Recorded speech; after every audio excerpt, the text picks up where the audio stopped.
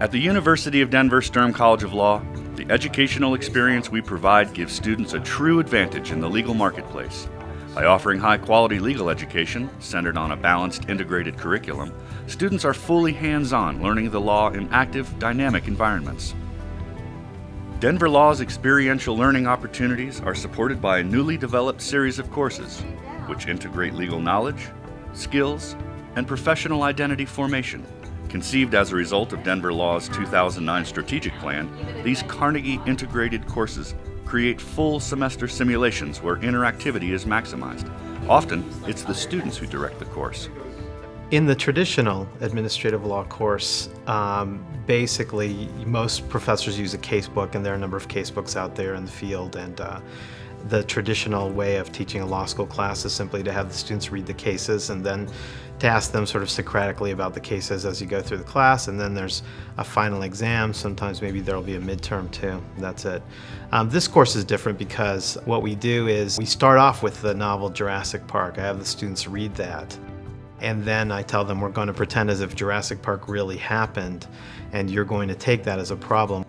They figure out as a class how they want to regulate the release of dinosaur DNA into the biosphere, and whether they want to do anything like create a governmentally sponsored dinosaur park or allow private companies to have dinosaur parks as well.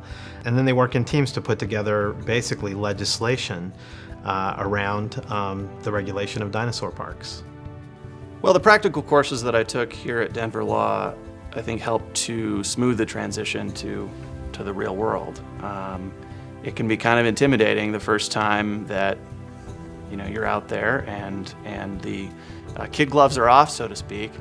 But I think because I had to attack some problems and come up with solutions in the law school setting, in for example, like Professor Karada's class, that I think gave me a little more confidence that no matter what I was confronted with, I could handle it. The course I'm teaching in this model is my corporations course, which at DU is our fundamental business organizations course. So we cover primarily corporations, but we do a little bit on other entity choice forms. So I give them some background material on that, and then I give them a fact pattern. They're representing 3 different individuals, and they have to choose and do the research into the type of business form, conclude what's best for our clients, and write a memo to the client advising them of why they think that's the particular avenue they should choose. And then the other practical thing that goes along with that exercise is buried within that is an ethical issue, because they're representing 3 different people coming together to form one entity. So who's the client? Can they represent them? They've actually represented one of the 3 people in the past. Can they do that? What do they have to do? So, and I don't tell them anything about that. I just let them find that in the problem for themselves. I warn them that they should be looking for something, but I don't tell them what it is they should be looking for. And they do a fabulous job with it. So that's kind of the first, just dive right into the practical experiential model right away from day one. I love teaching the course in this way. It is just so much more rewarding because you feel like you're actually giving your students skills that they can go out and use in the real world. And it's a much more enjoyable way to learn some very arcane technical rules. I mean, standing there and lecturing on complicated SEC filing procedures is not all that interesting either for the professor or for the students. But when they actually have to go and do it, it is so much more rewarding. The course that I'm teaching in the CIC model is the Lawyering Process class. It's our first year legal research, writing, and analysis class. All first years take it. But what I did about 7 years ago is that in the spring semester, where we teach our students persuasive advocacy, I've partnered my students with a nonprofit to help them with an impact litigation goal that they have, so that all of the research and the writing that they do goes to the nonprofit to help them make a decision about whether or not to do this public interest litigation. I'm doing a seminar that I've actually taught probably 10 or 15 times in the past, but I've totally revised it as a CIC course. It's called Race, Class, and Reproductive Rights. I changed it a lot. I incorporated 3 different exercises that the students are going to have to do, and of course because of that I had to cut out some of the content, so the scope of the course is a little bit narrower than it was, but I think in the end it's really going to be a benefit to the students and to me because they do these 3 separate exercises. The first one is an ethics and professional formation exercise. involving a problem that they need to think about and advise their client on, and they end up having to write a client letter. So the second one is a more kind of traditional exercise that students usually encounter in their learning process or legal writing classes. So this one is an exercise that requires them to research an area of constitutional law to find the relevant leading cases in that area, then to write a trial brief rather than an appellate brief on the topic, and then to do an oral argument. And then the third one is what I call the statutory exercise.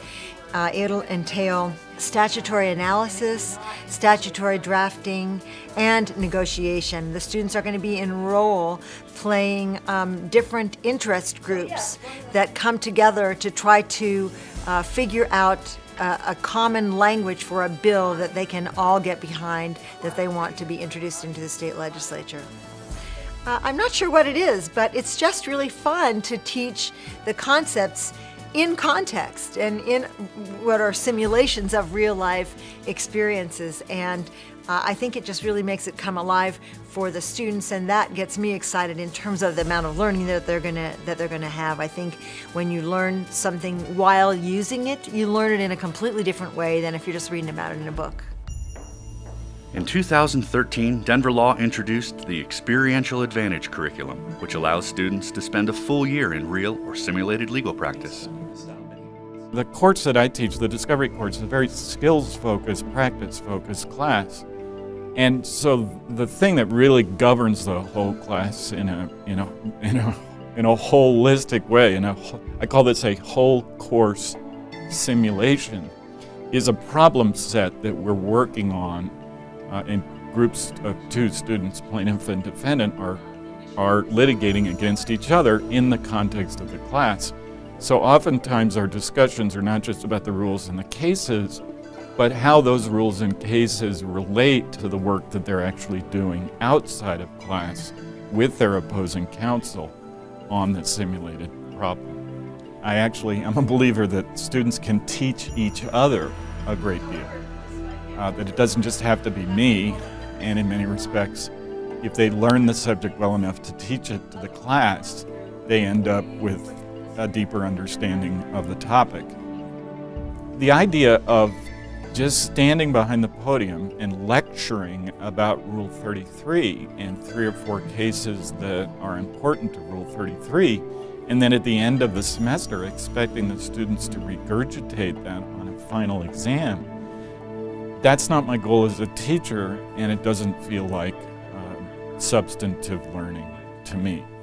The Discovery Practicum was one of my favorite classes in law school. You got your feet on the ground. You really got to exercise your brain in a different way, as opposed to the abstract of what might be presented in a doctrinal course. You got to, for example, in the Discovery Practicum, I had a client. Granted, the client was figurative, it was not a real person, but I had a purpose for which I was arguing and a clearly outlined goal, and it made it, when I was drafting the different documents that I needed to draft for the class and the different motions and so on and so forth, it really made it that much more meaningful.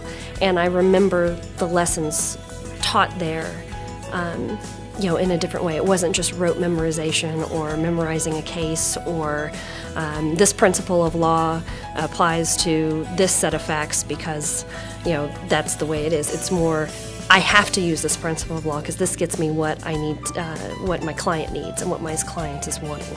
I took quite a few practical courses. I took Professor Kurata's labor law class. I also took Professor Thompson's Discovery Practicum, as well as I was in the civil litigation clinic for 2 semesters. Starting with Professor Kurata's labor law class, probably was my favorite class in all of law school. It really showed you the way that labor disputes occur, and it really put you in the shoes of an actual attorney. The majority of law school classes is just sitting in the classroom learning and memorizing and applying the law, but it's not as closely related as to what you do in real practice every day, why I found these experiential learning classes to be extremely useful and beneficial to my practice. I teach agency partnerships and LLCs, which is essentially the law of unincorporated business associations. And we modeled the course in what I thought was an interesting, comfortable, and yet challenging way of, I'm the senior partner and they're my associates. So the entire class was structured around that type of intimate, personal, and yet somewhat distant model that they would experience in a real law firm. When I started thinking about this course, with respect to how I wanted to integrate a variety of different skills-oriented components so that students could learn basically the doctrine of the law that they needed to know, but do it in a way that allowed them to develop mastery through ownership of different types of problems that they would actually experience in the practice of law. So the course that I'm teaching in the CIC model is actually a new course that I created for this model, and it's called Drafting and Negotiations in an International Business Context, which is a drafting course based on an international mergers and acquisitions simulation. And the students negotiate the key aspects of the agreement, and they draft most of the material parts of the merger agreement. I had been teaching a lot of international business courses, but this course was created solely to be an experiential learning course. So every aspect of every week of the course is essentially a skills-based component. So for example, the first assignment that they do is they have to draft an engagement letter depending on which side of the transaction that they are representing. So the simulation requires them to research their company, research the objectives of the company in engaging in the merger transaction, and draft an engagement letter that describes the deal and also responds to the client's concerns. It's different every time, which is one of the primary differences between teaching a traditional course where you have far more control over how the discussion goes. In this course, I have to be willing to be very nimble and flexible to respond to the issues that come up in the course through negotiations or through unexpected issues that come up in their drafting, and have to respond to that. So every time I teach the class, it's different, and that's really a pleasure for me. Following the launch of the Experiential Advantage curriculum, Denver Law established the Live Client Guarantee, designed to provide every student with direct client interactions outside of the classroom through the law school's nationally ranked clinical programs and the robust legal externship program. The transition process into practicing law, I think, can be rocky for some coming straight out of law school, but I felt like because DU is so well integrated into the Denver community and the coursework that I was receiving that had an eye towards practice, it made the transition into practicing law much more smooth than it might be, I think, for attorneys coming out of other law schools. Denver Law also benefits from its connection to Educating Tomorrow's Lawyers, an initiative of the Institute for the Advancement of the American Legal System. Educating Tomorrow's Lawyers is one of the premier legal education think tanks in the U.S., and though not directly affiliated with the University of Denver, the law school maintains a close, collaborative relationship with ETL. We currently have 34 law schools in our Law School Consortium, and the University of Denver Sturm College of Law was one of our very first schools. Thanks to our proximity to the Sturm College of Law, we've been able to work with a number of faculty members who have been leading innovation both within the school and around the country. While Sturm is busy educating lawyers, we're busy doing the research and outreach that helps forward-thinking schools like Sturm build a system of legal education that supports students, the profession, clients, and the legal system as a whole. The implementation of Carnegie integrated courses has elevated the learning experience for both students and faculty at Denver Law.